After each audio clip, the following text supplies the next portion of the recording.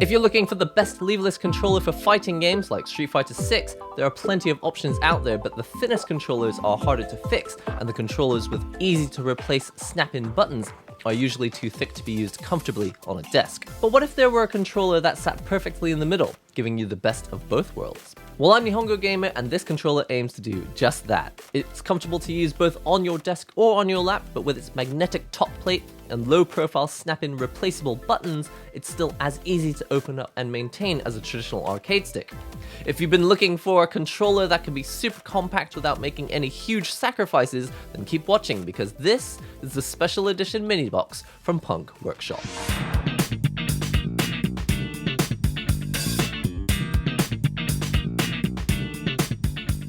Punk Workshop actually has two different models, a larger one called the Pro, and the one I'm reviewing here, which is more or less the same but smaller, called the Mini Box. Just want to be clear here at the start, I received this product for the purposes of making this video, but I'm not required to say anything specific about it. I don't have to send it back afterwards, and all opinions are my own. Coming in around the same surface area as an iPad, it's wide enough to use on your lap as long as you don't have your legs spread super wide, and when used on a desk, it's only about twice the thickness of a Razer Kitsune, and that's at its thickest point. Thanks to the angled design of the top plate, it comes down as thin as just 2.2 centimeters. And this is where the Punk Workshop mini box displays its main advantage over almost everything else I've reviewed before. Not only is it thin and light like the best ultra-compact leverless controllers, it features Punk Workshop's own designed snap-in buttons. While most other controllers have key switches plugged directly into the PCB, on the mini box you have the convenience of snap-in buttons, which you can prepare with any MX style key switch that you like for quickly swapping to alternate layouts quickly. But these aren't just your regular old snap-in arcade buttons. These Pro buttons from Punk Workshop are the secret ingredient that makes this controller possible. At just 0.5 millimeter of pre-travel and 1.2 millimeters overall, the time it takes to actuate for super fast kicks and punches is practically non-existent, all while making the controller more comfortable to use for players who prefer to rest their fingers lightly on the buttons. This custom Punk Workshop key switch, check out the logo on the switch, is housed in their Pro button casing, which is significantly shorter than a standard Sanwa button, and on top of that, it has angled terminals built in, allowing the quick disconnect wires to take up almost no space vertically inside the controller. Alright, so the controller is thin, but how does it actually feel to play on? Well, the model I have here is using map layout B, and as you can see, it is the standard button layout with a couple extra buttons. You have an R3 button here at the top, and an L3 here button at the bottom. This makes it super nice if you've got extra shortcuts that you want to map in Street Fighter 6. Drive impact, parry, drive rush, or if you need to just press multiple punches and kicks at the same time, or for the throw macro. There's so many shortcuts that are tournament legal, so controllers that don't have these extra buttons are just kind of missing out. That being said, depending on your preferences, you may want those buttons in different places. That's why Punk Workshop has 3 different layouts for you to choose from, and if you're in Japan for some reason you have a 4th layout as well. There's a standard layout with the 4 directions and 8 action buttons. Then you've got version B, which has R3 here at the top and L3 at the bottom. Then you have map version C, which instead of having the R3 button here at the top, it's actually way off here in the corner. Now the version I personally prefer is having these shortcut buttons on either side of the jump button so that I can use it with my left thumb or my right thumb. But that model is actually called map D, and for some reason it's only on the Japanese website. I don't know if this version is going to be available in the West as well, but do check the official website before you order to see if you have that option. Originally I was a little disappointed that the special edition version for EVO Japan 2024 only had map B, but honestly after using it for quite some time I'm now quite used to it, and having all of these shortcut buttons all on the right hand so that I can just focus on directions for my left hand actually works quite well. What Punk Workshop doesn't have is a model where there's a button on the left side, the right side, and at the top. I'd quite like to see that in the future. But as it stands, I actually enjoy playing the game plenty without any of these shortcut buttons at all. It's just nice to have them. The next thing you're going to notice is just how different these feel to almost every other controller you've tried before. With the pre-travel being only 0.5 millimeter, they really do feel like they actuate as soon as you touch them. And with an overall throw distance of only 1.2 millimeters, the full travel of this button is actually shorter than the pre-travel of something like a Cherry MX Red Switch. What it means is that these buttons feel incredibly sensitive, but the question is that really a good thing? It did take me quite a while, but I did get used to these buttons, and the thing is that they just don't feel as comfortable to use as other buttons. And I think that's just one of the trade-offs of using a button with incredibly short distance. It's more satisfying to press a big, chunky button with a big, long throw distance, but Of course, the sacrifice is that it takes longer for the button to actuate, which means that if you are resting your fingers on the buttons, and if you're playing with super twitch-like reflexes, then in theory, that small extra distance that it takes to actuate the button will create a small delay in the time it takes for you to actuate these buttons. What it actually changes in practice is how these buttons feel to play with. To demonstrate this, here's a standard Sanwa button, and when you press it, it has this satisfying feeling of pushing down on a button, and then it really just kind of bounces you back up. But when you've got the travel distance down to just 1.2 millimeters overall, even if it has a similar amount of operating force pushing your finger back up, it doesn't do it for as long, and so you don't really feel like your fingers really bounce off the buttons. Your fingers will decelerate much more quickly, which means that you have the feeling of much more impact when your finger actually stops dead, and as a result, just playing on this controller, you will feel a little bit more fatigued if you're pressing the buttons with the same amount of force that you normally do. I think this controller is aimed at the sort of person who rests their fingers on the keys and is really just kind of twitching their fingers like this. Honestly, I think there are benefits either way, it's just up to you which one you prefer. The shape of this case means that you have a small amount of wrist rest. Now, this might actually be a good thing if you like to rest your palms on the controller. Personally, I don't recommend it, but if you want to rest your hands on the controller, or maybe if you're just resting them in between matches, then there is space for you to do that. And the other thing is that the case, as you can see, is angled, which means that it's angled towards you, which is, in my opinion, kind of unnecessary, because it just means that when you're playing your controller like this, because it's angled towards you, you have to bend your wrist now like this, which kind of makes no sense in terms of like the way that your fingers will be coming down on the keys. So it does feel a little strange to be hitting keys off axis. But then again, having a slight incline might be perfect if you like to rest your legs down at an angle, because now you've got a controller at a perfectly flat angle. So if you tend to slouch, maybe this is perfect for you. But the real reason this controller has a slant is that it's also designed to be perfect when used on your desk. Since it's just 2.2 centimeters thin at its thinnest point, then it does mean that on a desk you can rest your hands on it and it doesn't feel like it's way up in the sky like this for these T-Rex arm angles. But one thing that does become a little bit strange is that now, because of this palm rest, it means that you have got a strange angle. If there were no palm rest here at all, you could conceivably put your wrist on the desk and just have your fingers press the keys. But as you can see, if you do that, your fingers no longer reach the top row of the buttons. In order to comfortably reach all of the keys, you have to have your palm on the palm rest, which means that your palm does end up resting on the controller and you can't have it like resting on the desk and pressing the buttons at the same time. Now, this is a bit of a moot point because I usually recommend that you don't rest your palms anywhere and lock your fingers in place, because I don't think that's good for your hands. But it's important to mention it because I know that a lot of people will end up getting lazy and just resting their palms on here and trying to play at the same time anyway. One more thing that affects the feel of these buttons is that they have silencers built in. That means this is one of the quietest controllers that you can get, thanks to these O-rings on the inside of each button. Unfortunately, because they are simple O-rings, it means that you can remove them if you would prefer to have a slightly harder hitting button. It's a little bit louder now, but it feels a lot more satisfying to hit.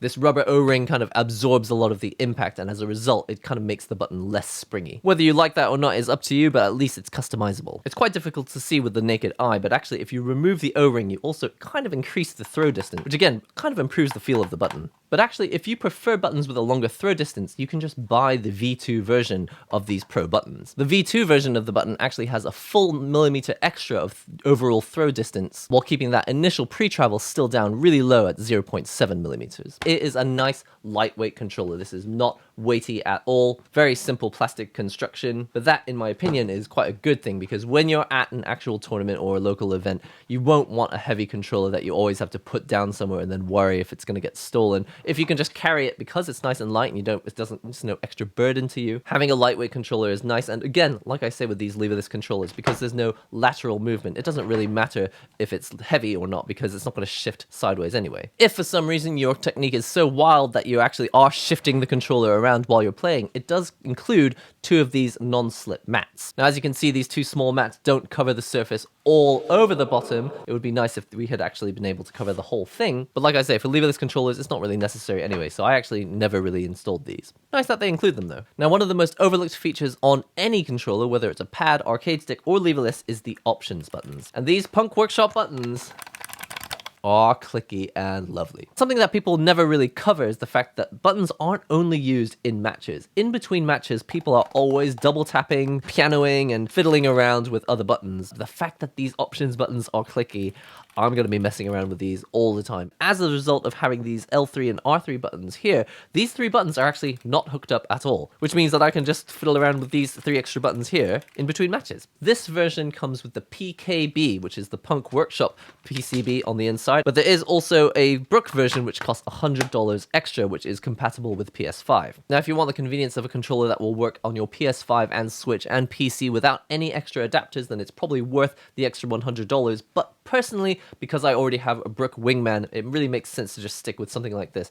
You save a lot of money, $230 for a controller this versatile, and then with $45 extra you can buy a Brook Wingman adapter, which I have right here. And one of the coolest things about this is that even though this controller doesn't have PS5 compatibility built in if you buy the $230 version, this adapter fits perfectly right here inside the case, and then I can just hide it, close the controller, and it fits perfectly. The shape of the mini box means that you can actually wind the cable around the mini box perfectly like this. It's not super tight, and as you can see, it does still jut out a couple millimeters on the top and sides, but this really is the best of both worlds when it comes to cable management. You can wrap it around the controller if you want to, but if you don't want to, you don't have to. One thing that would have been nicer would be if there was an actual way to lock the cable in place. Once you've got it wound in place, you just kind of stick it in here and push against the USB-C port, which I don't really like doing. So in practice, I found that the controller was perfectly fun to use. I did get used to this layout and having my shortcuts on the right side. The buttons do feel super fast. I felt a little bit fatigued at first, but I got used to it. It's super light, easy to carry around, and the plastic has nice rounded edges that still look cool, which means that it doesn't damage other things in your bag. On top of all that, what's really cool is the fact that it's just really cool if you're going to be displaying some fight stick art. From edge to edge over the whole surface of this controller, it is just nothing but space to display some awesome art. Unfortunately, it's super easy to do so because it does have this magnetic top plate, which once you've removed, all you have to do is use an Allen key, take off these screws, slide in a piece of paper, and then you've got a custom arcade stick. But hang on, really, a controller that's the best of both worlds, that looks beautiful, easy to carry around, and at a reasonable price, it can't be perfect, right? Well, every controller has its flaws, so let's go through a few of the smaller downsides. Using snap-in buttons means that they're super easy to replace, but you won't be able to use a super thick button like these arcade standard Sanwas. So if you are creating some alternate layouts, I do recommend buying a few extra buttons. The version that they gave to me actually came with extra key switches. When it comes to user friendliness, I will say it's a bit of a mixed bag. The product itself is high quality. I don't see any issues with durability. And when you go to the official website, it feels like they're trying as hard as they can to put as much information in your hands, but there's just a number of inconsistencies which are confusing. Like the guide to doing maintenance is only in a blog post, and that blog post is only linked on the main homepage or on the link from the button store page, but only on the JP website. For some reason, on the button store page on the English website, there's no link to this blog post. Then there's the fact that they actually say, ensure your controller firmware is up to date, but then they don't actually show you where the firmware is. There's no link. Obviously, if you're using a Brook board, that's no problem. You can just go to the Brook website. But as a first-time user who doesn't even know what's inside this controller, it would be a little nicer to have some hand-holding there. Then there's the fact that the buttons aren't labeled as well, but that seems to be par for the course for these controllers. This controller actually has some cool SOCD options. In addition to the standard ones where pressing down and up will give you either neutral or up as priority, it also has things like last input priority and just a bunch of optimized priority settings. So for people who find that they miss inputs because they just let go of the buttons too quickly, they've actually got optimized modes that will finish the motion for you. Honestly, I'm not really into it, but you might find it useful. What concerns me is that it's not very clear that there's a function on this controller which is making your inputs easier, and it would be a real shame if you won $1 million at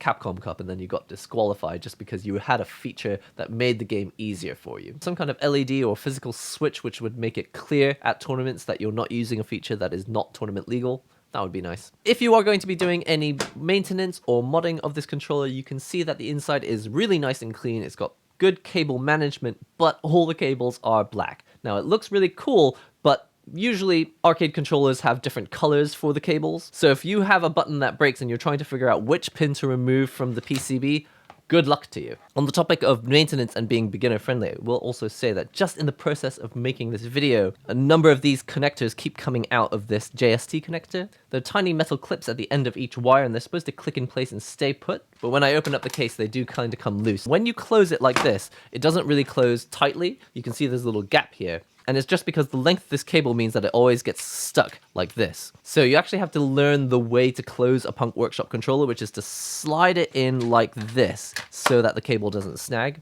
I mean, you can get used to it, but design-wise, it feels like this is something that should have been ironed out. And on the topic of the magnetic top, it would be much nicer if there was actually a hinge on here. I do feel like it's going to drop off and fall off like this. One thing I should point out for the PC version, it doesn't work with direct input. Fortunately, none of my games require it anymore. When it comes to ordering this controller, unfortunately, there's no listing on Amazon, which means you'll have to deal with AliExpress or check out the official website. Now, even if you're okay with AliExpress, there is the slight issue that the model I'm showing you right here isn't available in the West yet, as far as I'm aware. They might be making it available in the future, but what's really strange is that on the official website, for the mini box, even the non-Evo version, it is kind of strange that maps A, B, and C are available, but D, the version I had actually personally really wanted to try out the most, isn't available outside of Japan. So again, hopefully they'll update that. Listen, that's about it for the Punk Workshop mini box. It has a lot of features that other controllers just do not have because Punk Workshop make their own buttons, which means they can make a form factor which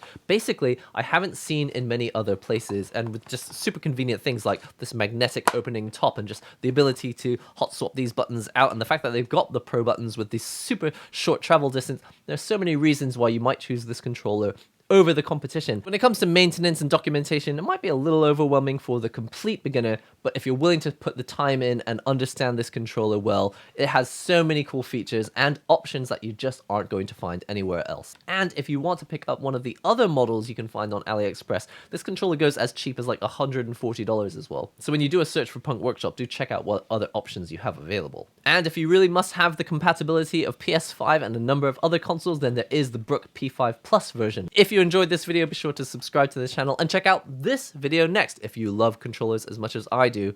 That's all for today. I've been NihongoGamer. I'll see you real soon.